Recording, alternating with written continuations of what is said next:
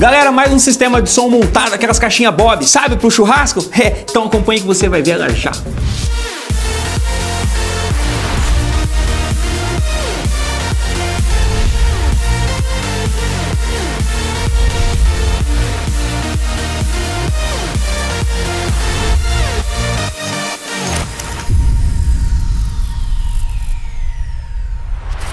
Galera, falar pra vocês do Edson de Xaxim, Santa Catarina, que montou seu sistema de som, sua caixinha Bob, muito top. Eu estou surpreso, eu já vi o vídeo umas 10 vezes e vocês vão poder ver agora e acompanhar, ficou muito top. Ele possui no sistema dele, pessoal, o nosso 3000 Trio, a nossa fonte ProCharge 180A, que é top, animal. O som dele ficou muito top, bacana. Sabe como ele montou?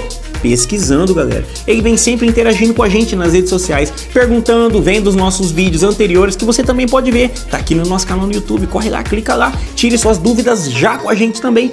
Estamos sempre online para responder você e o melhor atendimento, você sabe, né? Que é aqui.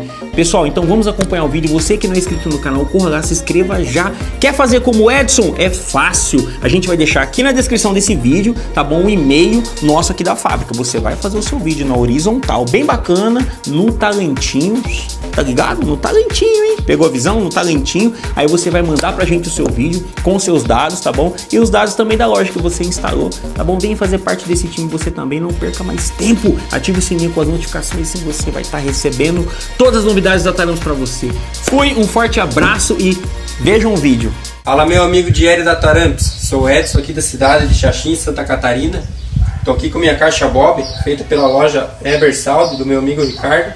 Vou mostrar ela um pouco que eu usei no projeto aqui. Aqui eu usei o módulo Taramps 3000 Trio, versão 4 ohms. Usei aqui também a fonte Taramps ProCharge 180 amperes. E mostrar ela agora tocando para vocês.